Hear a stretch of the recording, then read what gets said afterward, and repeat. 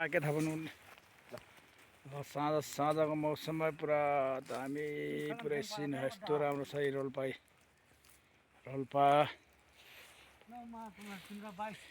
हेर्नुहोस् हजुर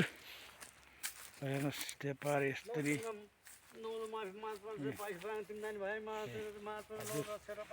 बाजेहरूले पुरा के भन्नु भिडियो आइरहन्छ कुन भिडियो आयो यो फोटो हेर्ने भने फोटो हेर्ने भनेको अरे पक्नु है म त कहाँ छ त अघि भिडियो कहाँ छ देखाउनु त यसमा होला फोटो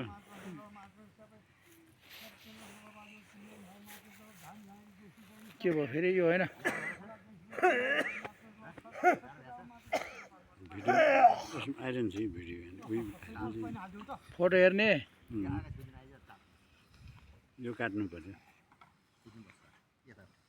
काटेर आयो त अब फोटो खिचेर त्यो क्यामेरामा त आउनु त भएर तपाईँ क्यामेरामा किन लगाउनु भएको छ तपाईँ खिचेको फोटो भिडियो हो त्यहाँबाट खिचेको फोटो भन्दा तपाईँले भिडियो मात्र बनाउनु सबै मारस पर्ने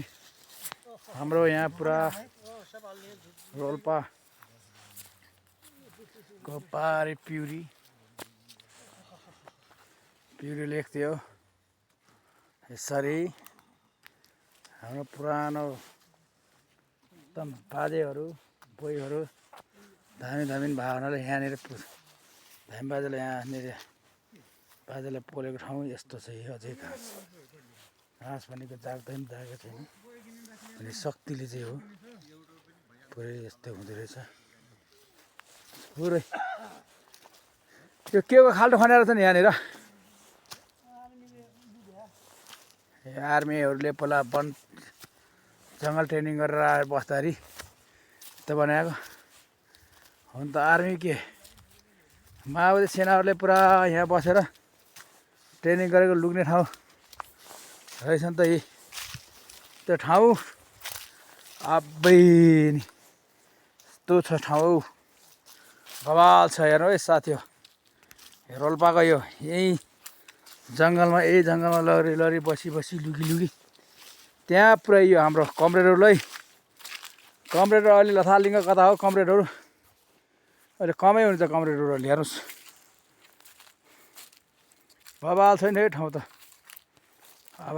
नि यस्तो आनन्द छ ठाउँ हेर्नुहोस् त्यही राम्रो ठाउँ छ साथी हो यो भनेको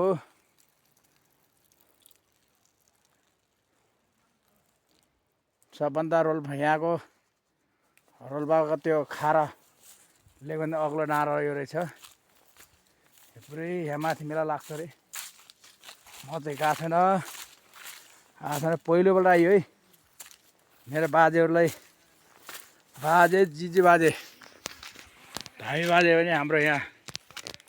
अनि चलाउनु भएको रहेछ पहिला त्यही भएर कहाँ हो के हो भन्दै म चाहिँ हिँड्दै थिएँ हाम्रो बाजेहरूसँग अनि भुत्यार बाजेसँग सल्लाह गरेर आएको हामी यसरी हिँडिरहेको छौँ